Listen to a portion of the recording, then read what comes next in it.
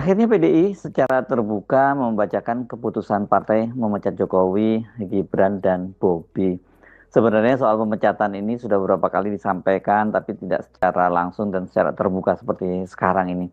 Ini bisa disebut sebagai deklarasi perang terbuka terhadap Jokowi dan keluarganya. Jangan lupa ini karena walaupun Jokowi tidak lagi jadi presiden, kan anaknya sekarang jadi wakil presiden. Dan pasti ini PDIP sudah melakukan kalkulasi baik dampak politis maupun dampak personal atas pemecatan itu. Ya, akhirnya telurnya pecah gitu dan kegemparan politik akan mulai hari ini. Saya kira itu satu sikap yang pada akhirnya memang harus diambil, walaupun orang anggap kok terlambat ya Ibu Mega memecat Jokowi dan keluarganya. Tetapi sekali lagi ini soal momentum, bahwa secara etik PDIP sudah menutup ingatan dengan Jokowi, tetapi momentumnya kelihatannya baru ditemukan hari ini. Dan itu tentu terkait dengan peristiwa-peristiwa yang sedang dialami oleh beberapa petinggi PDIP yang terancam untuk dikriminalisasi itu. Jadi satu posisi yang saya kira tepat, Bu Mega akhirnya memberitahu bahwa this is garis yang hendak dia tempuh itu. Jadi mulai hari ini Mega menyatakan bahwa dia siap untuk berseteru dengan Jokowi, kan itu poinnya.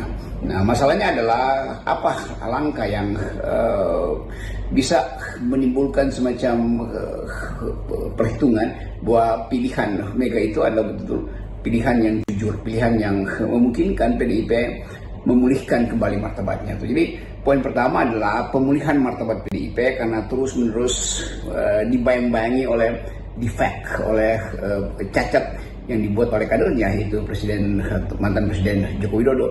Nah, dalam konteks itu saya kira Ibu Mega memikirkan dengan baik bahwa dengan kalkulasi benefit cost politik apapun, PDIP harus mengambil langkah maksimal ini atau langkah radikalnya, itu memecat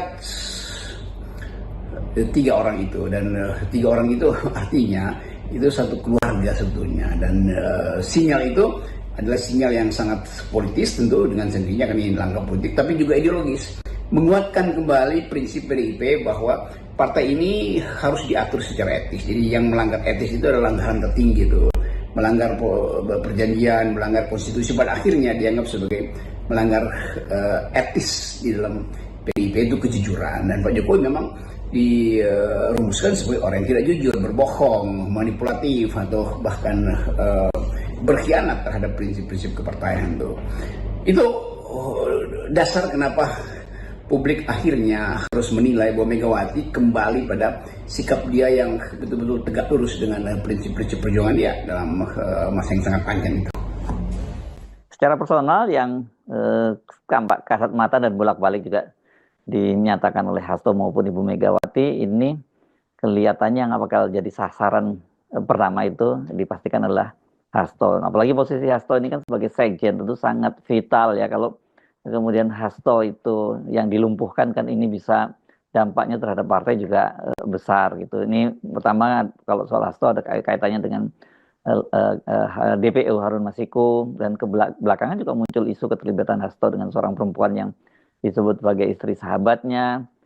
Dan selain Hasto, saya pikir tokoh-tokoh PDI lain juga harus bersiap-siap ini kan. Beberapa waktu yang lalu juga sudah ada yang rumahnya digeledah oleh KPK berkaitan dengan bansos. Memang bumbu-bumbu sensasi mulai dilepaskan oleh lawan politik Ibu Mega soal skandal-skandal yang terutama menyangkut isu perempuan itu. Jadi sekali lagi kita mulai lihat bagaimana sensasi itu diajukan lebih awal sebetulnya untuk demoralisasi. Jadi seolah-olah publik akan diberi semacam kata pengantar bahwa ini orang-orang PDIP ini begini kelakuannya tuh. Karena itu kalau mereka dikriminalkan memang udah nasibnya. Ini dua hal yang harus dipisahkan itu, bahwa ukuran mengkriminalkan orang itu dasarnya adalah bukti, fakta, bukan sekedar merusak nama seseorang itu, apapun akibatnya. Tetapi sekali lagi kondisi ini menjadi semacam pengetahuan kita bahwa lawan-lawan politik mulai digerogoti dari segi-segi yang sifatnya personal sebetulnya, dan pengkondisian itu yang memungkinkan kita melihat bahwa pola kerja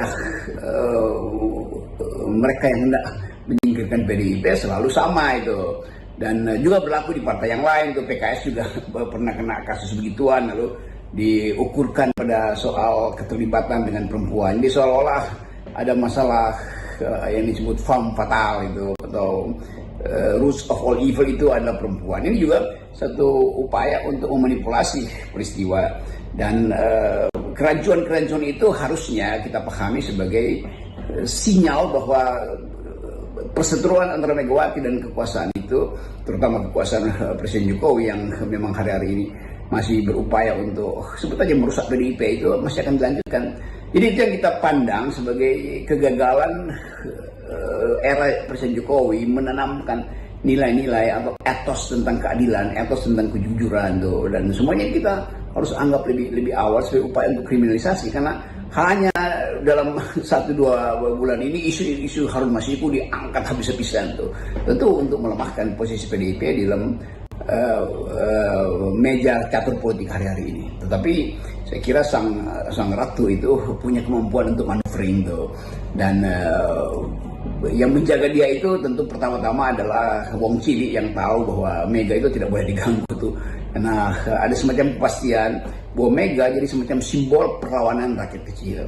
Apapun alasannya, apapun kontroversinya, tetap Mega dikenal sebagai pemberani yang sudah ia perlihatkan sejak Orde Baru. Saya kira itu variabel determinan yang memungkinkan Mega mengambil langkah radikal hari ini, yaitu memecat Jokowi dan 2 putranya.